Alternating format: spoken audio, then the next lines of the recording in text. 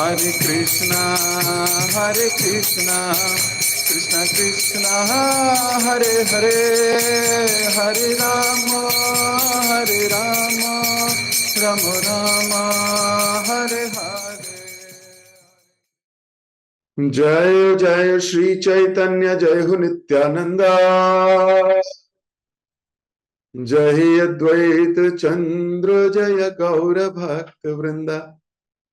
जय जय श्री चैतन्य, जय हो नित्यानंदा, जय अद्वैत चंद्र, जय गौर भक्त वृंदा। जय जय श्री चैतन्य, जय हो नित्यानंदा, जय अद्वैत चंद्र, जय गौर भक्त वृंदा। हरे कृष्ण। आप सभी भक्तों का एक बार फिर से बहुत बहुत हार्दिक स्वागत। श्री चैतन्य भागवत अक्षरशः पढ़ने का प्रयास कर रहे हैं हम सब लोग मिलके। हर रोज थोड़े थोड़ी लाइंस, थोड़ा थोड़े पैराग्राफ, थोड़े थोड़े पेज पढ़ के संतुष्टि, भगवत प्रेम की लालसा, सही सही आचरण की परिभाषा और हृदय में दिव्य उन्माद प्राप्त करने की इच्छा से ये ग्रंथ हमें अप्लावित कर रहा है। हर रोज इतनी सीख दे जाता है जितनी सोच नहीं सकते। हर रोज गैप एनालिसिस होता रहता है, where we are and what is the ideal state, at least how to desire. कल हमने पढ़ा किस प्रकार नित्यानंद प्रभु की कृपा से ये जो ग्रेटिट्यूड का जो भावना थी, इससे चैतन्य दास कितने चमत्कारिक कार्य करने लगे। नित्यानंद प्रभु की कृपा वहां भी दिखी जब मुसलमान लोग भाव विभोर होकर आंसू बहाने लगे। हम यहां कल थोड़ी देर रुके थे। इस पड़ाव पर रुककर हमने चर्चा की थी कि पहले तो भक्ति में आना ही बहुत बड़ी बात है, साधारण बात नहीं है कृष्ण कॉन्शियसनेस को स्वीकार करना। क्यों? क्योंकि बहुत आध्यात्मिकता के नाम पे मार्केट में बहुत चीजें बिक रही हैं। कुछ नहीं, यही कर लो, ये कुछ भी खा लो, कुछ भी पी लो, कुछ भी कर लो, यही सब अपर कृष्ण भक्त रहो। सो कॉल्ड तथा कथित कई फेमस पर्सनालिटीज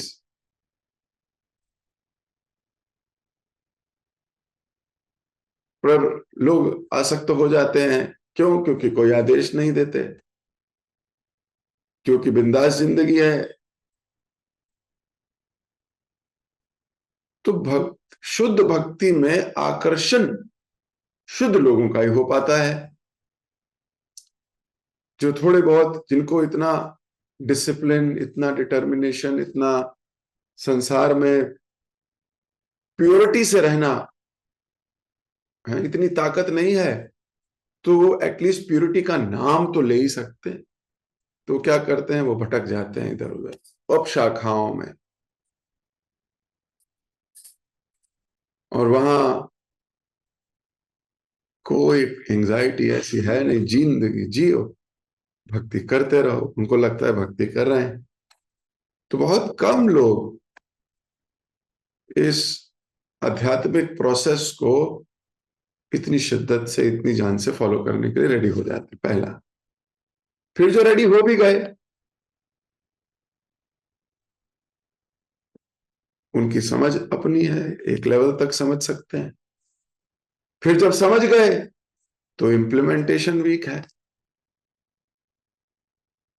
फिर अगर इम्प्लीमेंटेशन भी करने वाले लोग इतने कम, देखो बारीक होता जा रहा है। जैसे भगवान गीता में बोलते हैं, लाखों में से कोई एक। और फिर कोई ऐसी स्टेट पर पहुंच जाके भाव विभोर होकर आंसू बहाने लगे, कितनी हाई पोजीशन हो गई। तो ये सहेजिया नहीं है। सहजिया का अर्थ है सुपरफिशियल स्पिरिचुअलिज्म। सुपरफिशियल है, डेप्थ नहीं है, गहराई नहीं है, ऊपर ऊपर स्तर पर स्पिरिचुअलिटी है। इसको बोलते हैं superficial spiritualism is equal to सहजिया। तो सहजिया वृत्ति तो बहुत सहज है, लेकिन ये मुसलमान लोग भी भाव विभोर होकर आंसू भी बहा रहे हैं। ये नित्यानंद प्रभु की कृपा है, ये नित्यानंद प्रभु की प्यूरिटी, नित्यानंद प्रभु की पावर है, पोटेंसी है। यहां तक हमने कल पढ़ा था, आज हम यहीं से आगे मिल के पढ़ेंगे। सप्तग्राम के बाद नित्यानंद प्रभु शांतिपुर आए। वहां पहुंचकर वे सीधे द्वैत आचार्य के घर पहुंचे। असीमित आनंद का अनुभव करते हुए दत्त आचार्य ने नित्यानंद प्रभु को प्रणाम किया और उनकी प्रदक्षिणा की, मतलब आसपास घूमे उनके, प्रदक्षिणा की। नित्यानंद प्रभु का आलिंगन करते हुए उनकी आंखों आंसुओं से भर उठी। गले लगाकर आंगन में लोट पोट हुए वे दोनों एक दूसरे के पैरों को छूने का प्रयास करने लगे। अंततः स्वयं को शांत किया और बैठ गए। कैसा डीप लव होगा ना एक दूसरे के लिए, कि जब दोनों एक दूसरे को गले लगा रहे हैं तो दोनों की आंखें नम है और एक दूसरे के पैरों को छूने का प्रयास कर रहे हैं। कोई कामयाबी नहीं हो रहा, फिर क्या किया, शांत किया अपने आप को, चलो छोड़ो ये हमसे नहीं होगा, अभी मैं शांत हो जा। हाथ जोड़कर द्वैत आचार्य ने प्रार्थना की, आपकी दिव्य देह नित्य आनंद से भरी रहती है, इसलिए आपका नाम नित्य आनंद है, यानी नित्यानंद है। यद्यपि केवल आपकी कृपा से ही भगवत भक्ति प्राप्त हो सकती है, परंतु फिर भी आपके चित्त में इसका रंच मात्र गर्व नहीं। आप दिव्य ज्ञान के मूर्तिमान स्वरूप हैं, मात्र आपके स्मरण से व्यक्ति अपने अज्ञान को नष्ट कर सकता है। प्रशंसा करते हुए अद्वैत आचार्य भाव विभोर हो उठे। श्री अद्वैत आचार्य उन गिने चुने भक्तों में से थे जो नित्यानंद प्रभु की वास्तविक पहचान से भली भांति परिचित थे।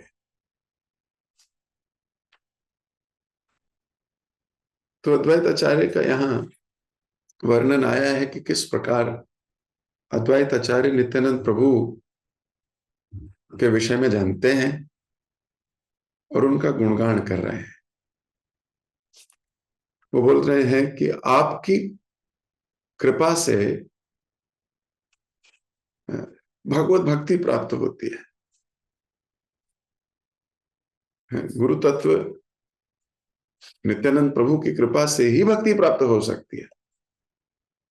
अगर कोई कहे कि चैतन्य महाप्रभु को प्राप्त करूंगा पर नित्यानंद प्रभु जी को नहीं मानूंगा, तो महाप्रभु लिखते हैं चैतन्य चरितामृत में कि ऐसा हो नहीं सकता, इसका कोई एक्सेप्शन नहीं है, इसका कोई उदाहरण नहीं है, कोई एक्सेप्शन नहीं है, इसमें कोई अपवाद नहीं है। लेकिन अगर किसी की कृपा से भक्ति मिल रही हो और उसके हृदय में गर्व ही ना हो, बोल रहे हैं आपके हृदय में रंच मात्र भी गर्व नहीं है, क्यों? उन्हें अद्वैत आचार्य के पैर छूने लगे। गर्वित व्यक्ति तो खड़ा होगा, but he is so down to earth. इस आचरण से प्रभावित होकर उनके मुख से, अद्वैत आचार्य के मुख से गुणगान निकल रहा है नित्यानंद प्रभु का। वास्तव में तो भगवान की पहचान किसी को हो ही नहीं सकती। भगवान पूरी तरह कौन पहचान सकता है भगवान? कोई भी नहीं, मुश्किल है। हम शास्त्रों में देखते हैं, with due respect to all of them, even Brahma ji, Indra ji हैं। जब हम ब्रह्म विमोहन लीला या इंद्र मान मर्दन लीलाएं पढ़ते हैं, तो ये लाइसेंस नहीं है ऐसे महान लोगों को थोड़ा लो दिखाने का। लाइसेंस नहीं है ये महान हैं और ये महान रहेंगे। लेकिन भागवतम इनकी जब उदाहरण प्रस्तुत करती है तो सिर्फ हमें सिखाने के लिए। इसलिए कभी भी इंद्र को या ब्रह्मा जी को साधारण या लोअर लेवल प्लेटफॉर्म पर नहीं समझना चाहिए, कभी भी नहीं। वो सर्वत्र सर्वज्ञ सर्वदा, तीनों चीजें में पूजनीय है, आदरणीय है। लेकिन फिर भी हम चर्चा करते हैं ताकि उनसे लर्निंग ले सकें। भगवान की लीलाएं हैं, लर्निंग ले सकें। ब्रह्मा जी, जो कि मैं थोड़ी देर पहले कह रहा था कि हाईएस्ट अथॉरिटी है इस ब्रह्मांड की, अथॉरिटी में कमी नहीं है। और इतनी हाई अथॉरिटी होते हुए भी, क्योंकि वो इस अथॉरिटी के मदान्वित थे, उनके मन में इस कॉन्शियसनेस में, मुझे तो सब पता है, ये मुझे सब पता होना चाहिए, तो इस भाव से जब ग्रस्त हो गए तो ब्रह्मा जी से गलती हो गई।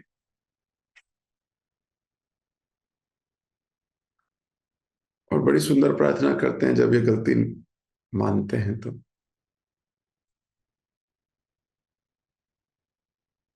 वास्तव में मैं सिर्फ ये कहना चाह रहा हूं कि इतनी हाई पोजीशन पर भी कोई भगवान को पहचान नहीं सकता। और यही उदाहरण हमारे आचार्य भक्तों के लिए भी देते हैं कि जिस प्रकार मान लो कोई बहुत हाई, बहुत अच्छे भक्त हैं, कोई बहुत हाईली रेवर्ड रिस्पेक्टेड डिवोटी हैं, पर वो उनका आप कार्य देखो नॉर्मल व्यक्ति जैसा कर रहे हो, तो आप भी बिल्डर हो जाओगे कि नहीं? आप कहोगे अरे ये प्रभु जी क्या, ये माता जी क्या कर रही हैं, बच्चों जैसा एक्टिविटी है इनकी। अब ब्रह्मा जी भगवान की मधुमंगल के मुंह से निकली हुई छाछ पी रहे हैं, ये देख के ब्रह्मा जी को कह रहे हैं ये क्या हो गया है, बिविल्डर हो गए। क्यों? क्योंकि भगवान नॉर्मल लोगों जैसा बिहेव कर रहे हैं, शायद नॉर्मल लोगों से भी नीचे का बिहेव कर रहे हैं। पर आपके दिमाग में उनकी छवि इतनी हाई है, भाई भगवान है वो, भगवान की छवि इतनी हाई है, पर भगवान का कार्य एक्टिविटी देख रहे हैं तो है नहीं। तो ऐसा लग रहा है कि बहुत कथनी करनी में बड़ा अंतर दिख रहा है हम, कि भगवान है ये तो सारे ऑपुलेंस इनके पास हैं, इनके यही है क्या? नहीं है, ये तो भगवान ही नहीं है ना, ये भगवान ही नहीं है, इनके आचरण में तो दिख मैच नहीं करता। तो ऐसी बिविल्डरमेंट किसी को भी हो सकती है। हमारे आचार्य लिखते हैं जब ब्रह्मा जी को भगवान के प्रति ऐसी बिविल्डरमेंट हो सकती है, तो क्या हमें भक्तों के प्रति नहीं हो सकती? हो सकती है। इसलिए एक भक्त अपनी दृष्टिकोण को बहुत, हाँ, इसलिए हमारे शास्त्र बार बार क्या बोलते हैं, हाँ, अपने को फूल समझो। परसों गुरु महाराज का भी quote, you should think you don't know anything. लेकिन ये ज्ञान का जो चश्मा है ये बार बार दृष्टि के आगे आ जाता है, बार बार। इसलिए हम भ्रमित होते रहते हैं ब्रह्मा जी की तरह। लेकिन अद्वैत आचार्य यहां बड़े विनम्र हैं, वो कहते हैं मैं जानता हूं, और इसलिए अपनी कॉन्शियसनेस पोजीशन को नहीं छोड़ते।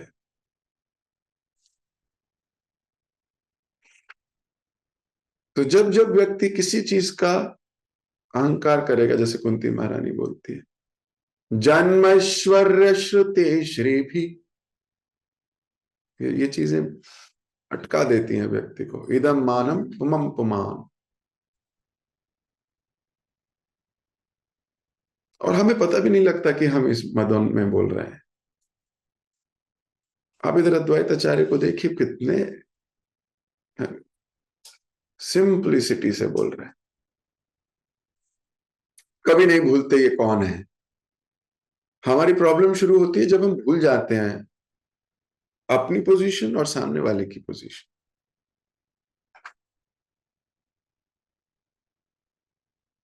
Then starts.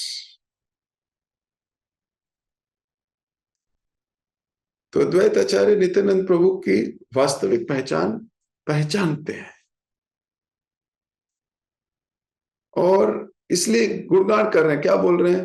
बोले आपके हृदय में कोई गर्व ही नहीं है। ये गर्व बड़ी बड़ी बुरी चीज है।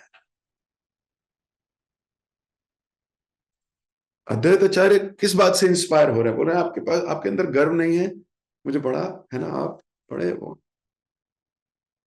इतना कुछ करने के बाद सारी भक्ति आप देते हो, हर जीव को जो प्राप्त हो रही है सिर्फ आपसे आ रही है, सच बात है। और जिससे आ रही हो सोर्स से, वो सोर्स कई बार घमंड कर सकता है, हो ही जाता है, बड़ा स्वाभाविक सा है हमें गर्व करना। तो पर यही स्वभाव तो बदलना है। रंच मात्र भी गर्व दिखाई दिया तो वैष्णव भी छोड़ते हैं और भगवान भी।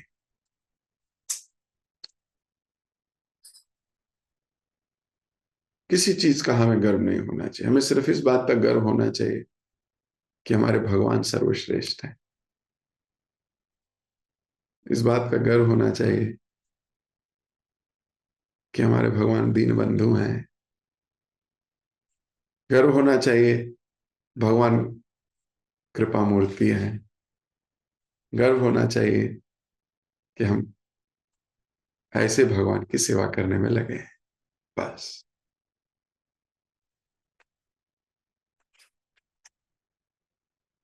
क्योंकि वास्तव में संसार में गर्व करने लायक और कोई वस्तु है नहीं। सच्चाई यही है। और कोई वस्तु गर्व करने लायक है नहीं। आपकी वाणी गर्व करने लायक नहीं है, आपका कंठ गर्व करने लायक नहीं है। सच, जब तक उसे भगवान के साथ ना जोड़ो। 12वें अध्याय भगवत गीता में भगवान इसका सुंदर उदाहरण देते हैं। इंटेलिजेंस की इंटेलिजेंस मैं हूं, तो वो भगवान ही है। तो हर बार भगवान पे ही गर्व किया जा सकता है, और किसी पे नहीं।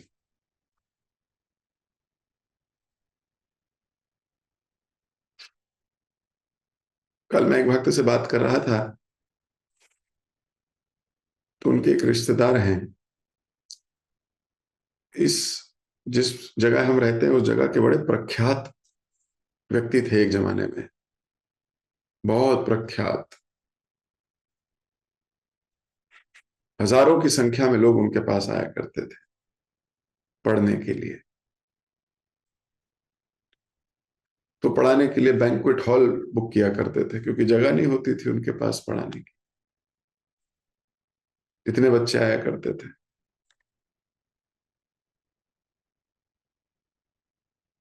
आज की स्टेट में थोड़ी से है ना, कुछ चेंजेस आए और भगवान ने बुद्धि थोड़ी भर ली।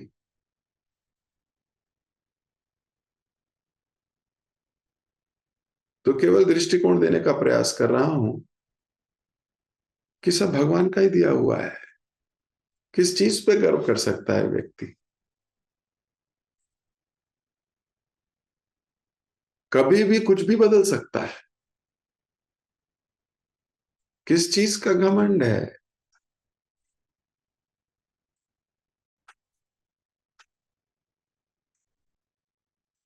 अपनी, अपने ज्ञान का, अपनी कला का, अपनी है ना, किसी भी स्किल का, चाहे वो कुकिंग स्किल है, माला बनाने की स्किल है, कोई भी जो भी आप कर सकते हो, ये सब भगवान का दिया। इसमें भगवान को गर्व करो, भगवान की कृपा है। ये सब वास्तविकता में गारंटी भगवत गीता गलत नहीं है। वो बोल रही है मैं, भगवान बोलते हैं मैं हूं। जब व्यक्ति ऐसा सोचता है तो बड़ा विनम्र हो जाता है।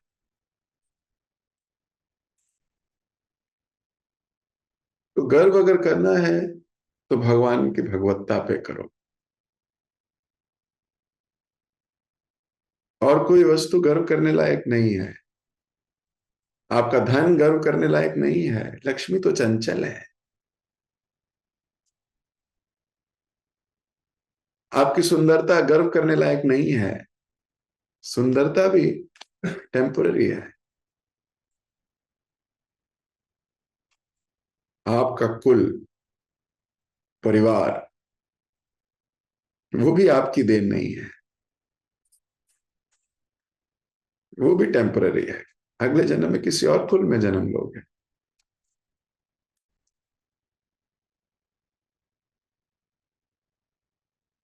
तो जिसमें गर्व नहीं है वो अट्रैक्टिव है। ऐसा मैं नहीं कह रहा, ऐसा चैतन्य भागवत कह रही है और ऐसा सच भी है। जब हम किसी को विनम्र देखते हैं तो उससे बड़े प्रभावित होते हैं।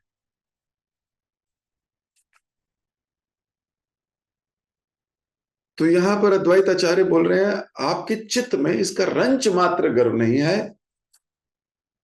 आप स्वयं दिव्य ज्ञान के मूर्तिमान स्वरूप हैं। मात्र आपके स्मरण से व्यक्ति अपने अज्ञान को नष्ट कर सकता है।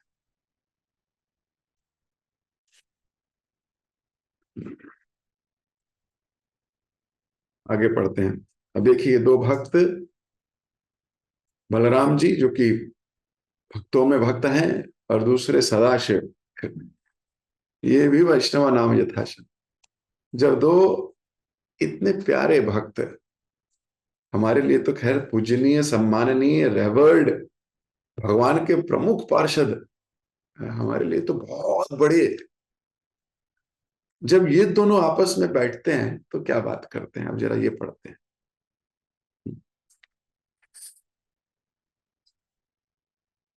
प्रशंसा करते हुए द्वैत आचार्य भाव विभोर हो उठे। श्री अद्वैत आचार्य उन गिने चुने भक्तों में से थे जो नित्यानंद प्रभु की वास्तविक पहचान से भली भांति परिचित थे।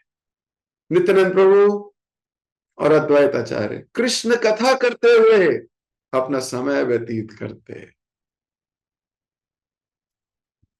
अब भक्त मिले तो क्या करना चाहिए, ये फिर से एग्जाम्पलीफाई हो रहा है।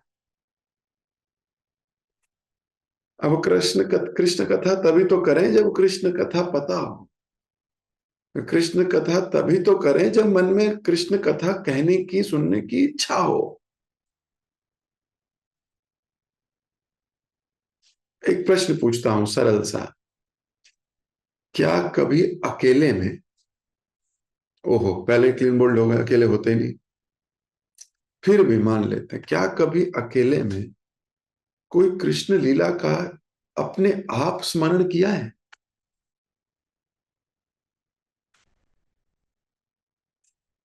हाँ, एकांत में बैठ के कभी कोई भगवान की दिव्य लीला का स्मरण कर रहे हो अकेले? मुश्किल है, शायद ना किया। और शायद अब मुझे सुनने के बाद प्रयास करो, पर यह प्रयास कितना लंबा होगा ये मुझे पता नहीं, लेकिन एक ना एक बार तो जरूर होगा। खैर, कृष्ण कथा कहने और कृष्ण कथा सुनने, अगर किसी की इनमें से एक चीज में रुचि जागृत हो गई है ना, उसका जीवन सफल हो जाएगा। ऐसे ही नहीं, शास्त्र बार बार श्रवण श्रवण, और प्रभुपाद जी ने इसे preaching movement, preaching movement, preaching movement, बोल बोल के श्रवण कराने के लिए, हमारी अकेली ऐसी संस्था है जिसमें प्रभुपाद जी ने मॉर्निंग श्रवण, इवनिंग श्रवण का प्रोसेस बनाया। सुबह भागवतम, शाम को गीता। और दिन में क्या करो, दिन में जगह जगह जाके यही दो काम करो। पूरा दिन कृष्ण कथा सुनो, सुनो, सुनो, सुनो। ये हमारी संस्था का प्रमुख कार्य है, लोगों को जा जाके कृष्ण के विषय में कहना, कृष्ण के विषय में बताना, और जिनको पता लग चुका है उनको श्रवण कराते रहना, ताकि उनका आध्यात्मिक पोषण होता रहे। कई बार लोग बुरा भी मानते हैं, क्या प्रभु जी श्रवण श्रवण श्रवण करते रहते हैं।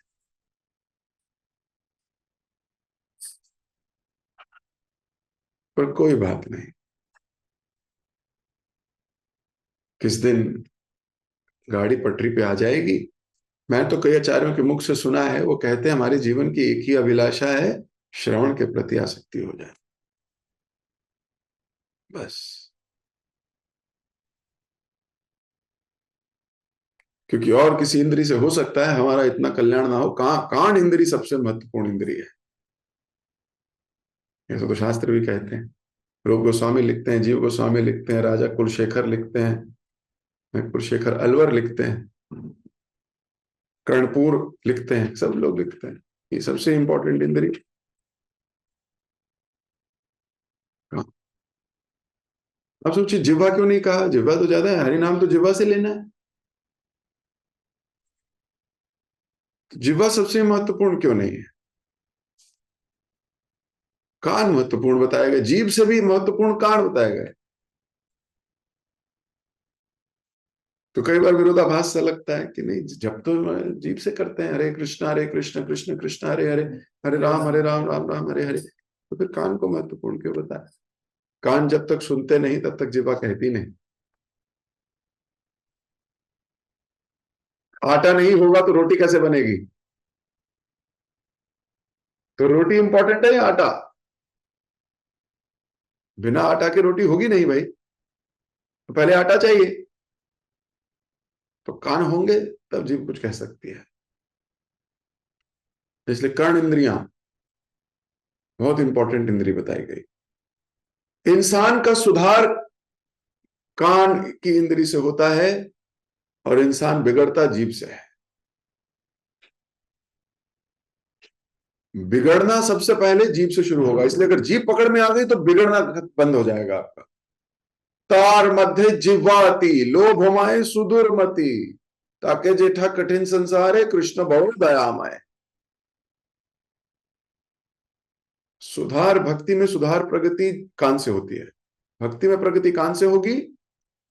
और अगर जीभ पकड़ में नहीं आई तो बिगड़ोगे सबसे जल्दी जीभ से। कुछ भी खाती है, कुछ भी बोलती है। तो कंट्रोल किसको करना है? जीभ पे। कंट्रोल करना है जीभ को, सुनना है कान से, क्योंकि कान को कंट्रोल नहीं किया जा सकता। देखो आपकी सारी इंद्रियों में अकेली ऐसी इंद्रिय है जो आपके कंट्रोल में नहीं रह सकती। भगवान ने बोला इसको सुनना ही पड़ेगा। आप नाक बंद कर सकते हो, आंख बंद कर सकते हो, मुंह बंद कर सकते हो, कान बंद नहीं कर सकते।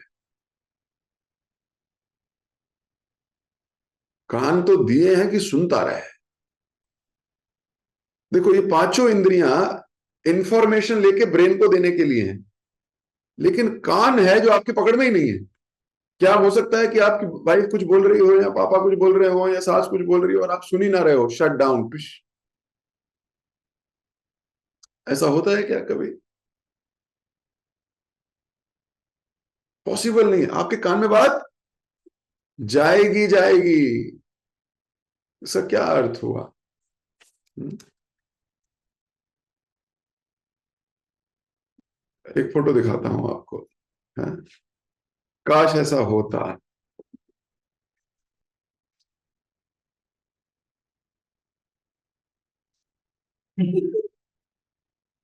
हाँ? बटन लगा, इधर वाला सुनना है, इधर ऑफ करना है, इधर वाइट वाला सुन।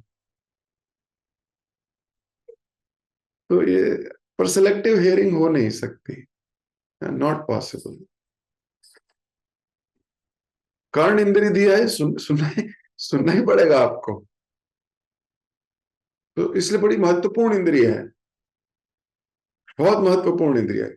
इससे कृष्ण कथा सुनते रहो, सुनते रहो, सुनते रहो। ये समहाव हमें कृष्ण कथा सुनने के प्रति आसक्ति उत्पन्न करनी है, बस। आप कोई दूसरा पॉइंट लो ही नहीं कभी। अगर यही पॉइंट आपका हो गया तो ये पॉइंट आपका बाकी सारे भक्ति के पॉइंटों को उठा देगा। और नित्य भागवत सेवा, नित्य करने से क्या होगा? नित्य सुनने से पोषण मिलेगा। जैसे रोज खाने से क्या होगा? हम चलते रहेंगे, हमारा भौतिक शरीर चलता रहेगा।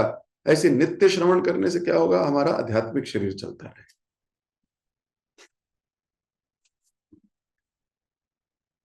और कभी गर्व नहीं होगा। क्यों पिटते रहोगे? गर्व कैसे हो जाएगा? हो ही नहीं सकता गर्व। थोड़ा सा आने लगेगा, फिर कुछ भागवतम में ऐसा आ जाएगा कि एकदम से आप विनम्र होने का प्रयास करने लगोगे। ओ कृष्ण कृष्ण कृष्ण, ये तो मेरे साथ भी हो रहा है। ओ कृष्ण कृष्ण, ओ भगवान गलती हो गई, नहीं मैं बिल्कुल ध्यान रखूंगा। और कृष्ण चर्चा कर रहे हैं दोनों। जीवन का उद्देश्य एक ही है, भक्तों के साथ रहना और कृष्ण चर्चा करना। मच्चता मद्गता प्राणा बोधयन्ति परस्परम कथयन्ति च माम नित्यम तुष्यन्ति च रमन्ति च। और किसी चीज में इंटरेस्ट ही नहीं है। तुष्यन्ति च रमन्ति च, उनका मन केवल इन्हीं में लगता है। क्योंकि अर्जुन ने ये प्रश्न पूछा कि भगवान आपके भक्तों को कैसे पता लगे भक्त है, कोई एक उदाहरण दीजिए, बताइए क्या वो प्रमुख क्वालिटी है आपके भक्तों में? तो एक ही क्वालिटी बताई भगवान ने,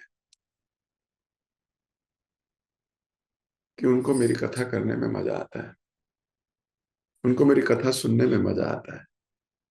और ये दो काम करते हुए उन्हें समय का पता नहीं लगता, रम जाते हैं।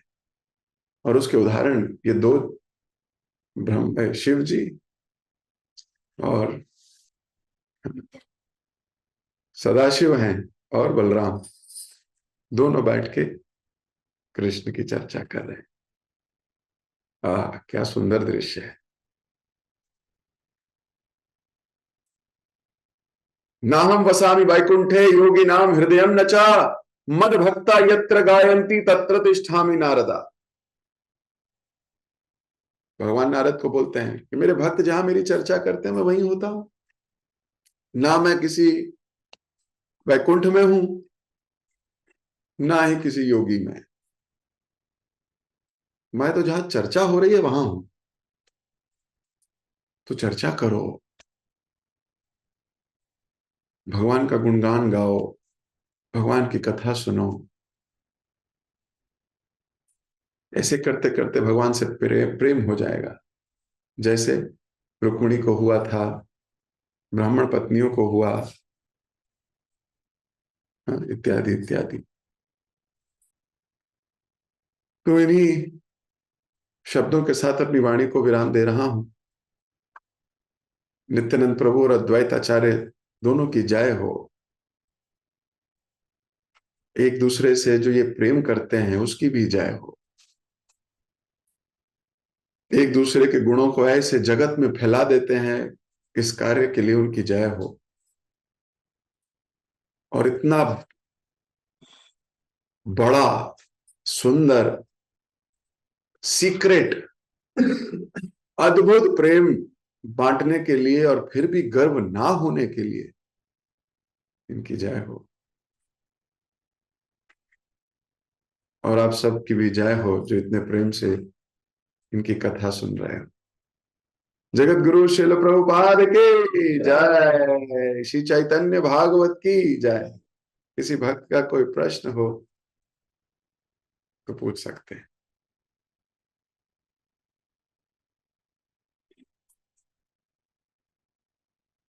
ओके, लगता है खो गए। नित्यानंद प्रभु और अद्वैत आचार्य के आसपास ही कहीं बैठे हो। ठीक। हरे कृष्ण प्रभु जी, तुम्हें प्रणाम। थैंक यू सो मच प्रभु जी, बहुत ही सुंदर क्लास के लिए। आज आपने हमें स्टार्टिंग में दीपावली के बारे में बताया, क्योंकि आज दीपावली है। तो इस दिन यशोदा मैया ने दामोदर जी को बांध दिए थे। तो उत्सव को लेके आपने हमें ये बताया कि हर उत्सव में हमें प्रयास यही करना है कि हरि नाम के लिए हमें रुचि बढ़े और वैष्णव संग हो, श्रवण करने का हमें उत्साह बढ़े, और भगवान की सेवा के लिए भी हमारी रुचि बढ़े।